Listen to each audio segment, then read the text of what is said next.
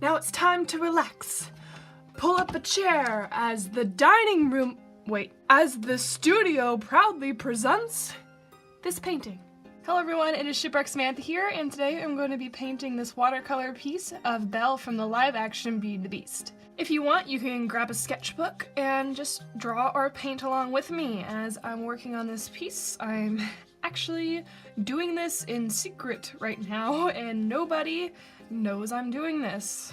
The reason I am doing this in secret is because this is actually my sister's Christmas gift. So you guys will be seeing this after Christmas, after she has received this gift, but I obviously don't want her to know about it and she sees my videos, so I have to be discreet about it for now. But you guys will get to see it after she gets it. I can't take credit for this drawing though. I mean, I drew this specific drawing, but I went on Pinterest to get some inspiration for what kind of Belle painting I wanted to do, because I just couldn't decide if I wanted to do cartoon Belle or live action Belle or village Belle or yellow dress Belle. There's just a lot of different options and I really could not decide.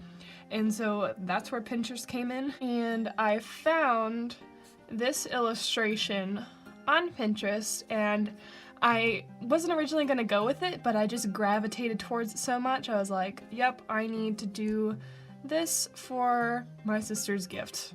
And so the composition and the pose and everything is the same, but I traditionally drew this, and I'm going in and doing watercolor instead of what I think the original piece was digital. But I just wanted to throw it out there that I can't take credit for this illustration, but I know my sister will still like it anyway, because I just really couldn't decide what type of Belle to do, and so that's what happened here. Ooh, I don't know if that's a good skin tone or not, but we're gonna find out. I am honestly, this is a guessing game because I'm not using a reference for the actual color part. I just use reference for like the pose and the drawing, and then I took away the reference when I did the inking, and I'm not using reference for this part either, and so I don't know what I'm doing as usual. Ooh, too dark, too dark. Oh, okay, we're safe. If you guys have watched my last couple paintings, you've learned, and I've said a lot, I do like working in layers.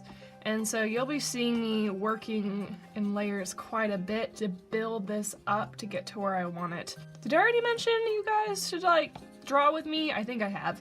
But like the point of these videos is to give you guys some motivation to do your own paintings and work. So if you're in a bit of an artistic rut, I hope this helps encourage you to start creating your own stuff. And I just feel like watching somebody else create really, it helps me to get in a creative mood, so I hope it gets you in a creative mood too. Another reason I layer is simply because with watercolors, they kind of dry lighter than you put them down, and I'm too afraid to go too dark to compensate, and so I just do a layer, let it dry, and then come back later, and then see how much it's lightened up, and then come back to it. Like this, I want to do a light wash on the rest of her clothes without going too crazy. Oh, I forgot the hand! Are you kidding? I gotta switch over again. I hate it when that happens. There we go. Okay. Outside the lines. I'm always outside the lines. Oh, and I'll mention that I am listening to Doodle Date once again. Shout out to Doodle Date because I am listening to their videos while I'm working on this. I just realized you guys are listening to me paint while I'm listening to Doodle Date paint, so isn't that interesting? But they're just really nice to listen to while I'm trying to work. I love listening to their doodles and tea videos while I'm making these. Oh no, rose in the hand. I really like listening to their doodles and tea while making these because they're really relaxing and just easy to listen to, and it's not like an informational video where I'm worried I'm gonna miss something and I don't have to be watching the entire time, and it's something I can just listen to and follow along with. And that's kind of the objective I had for these videos. They're kind of inspired by Doodle Date because I wanted to create some videos that you guys could even just listen to while you're working or doing something else to kind of have a relaxing video and kind of inspire you guys to paint too. I just listened to Doodle Date's most recent Doodles and Tea, Apples and Ink, and I love the works that they did in that, so you guys should totally go check out that video. For those wondering, because I know somebody will probably ask what supplies I'm using, in case you haven't seen my other watercolor painting videos, I am using Strathmore watercolor paper, 90-pound watercolor paper, a aquash water brush, and I don't know where this watercolor paint set came from because it's been sitting in my house for years and I'm only just now getting into watercolors. So I'll also mention, for those who haven't watched the other ones, that I am very new to watercolor painting. This is like my 4th or 5th watercolor piece so far, and I really don't count any watercolor paintings I did years ago, because it was years ago and I definitely didn't know what I was doing and I was very inexperienced, and so these are really like the first pieces I've done. And so let me know if you guys like them and if you want to see more. Time for a wash. I'm gonna try and just do a really dark wash on the outside of this glass dome and maybe have like, I don't know, like a dark night sky. I'm not doing this exactly like the original painting. I want to do something kind of different on my own, and I don't really know how this is gonna turn out. I'm just gonna see where this takes me. This is a lot of space to cover. I kind of go against the intended use for watercolors, I think, because with the way I work, I like a lot of layers and a lot of dark or saturated colors, and my original impression of watercolors years ago was desaturated, lacking layers pieces, and that's why it took me so long to get into watercolors when I discovered I could kind of cheat the system to get the result I want. I would really like to know what your favorite Beauty and the Beast character is. When I think about it, actually, now that I said that out loud, I really don't know who my favorite Beauty and the Beast character is, but let me know what your favorite Beauty and the Beast characters are, or if you have several. Maybe that'll help me decide who my favorites are, because I don't know. Probably Lumiere, because he's pretty carefree and really fun, and I kind of quoted him at the beginning of this video anyway, so I guess we'll go with that. I have never used this much water before in a painting. I am use 3/4 of this brush. I usually just use the one tube. I'm gonna leave that background like it is right now and work on some other things, and I think I'll come back to it because it just still doesn't look dark enough yet. I guess it's pretty obvious at this point that my sister's favorite movie is Beauty and the Beast.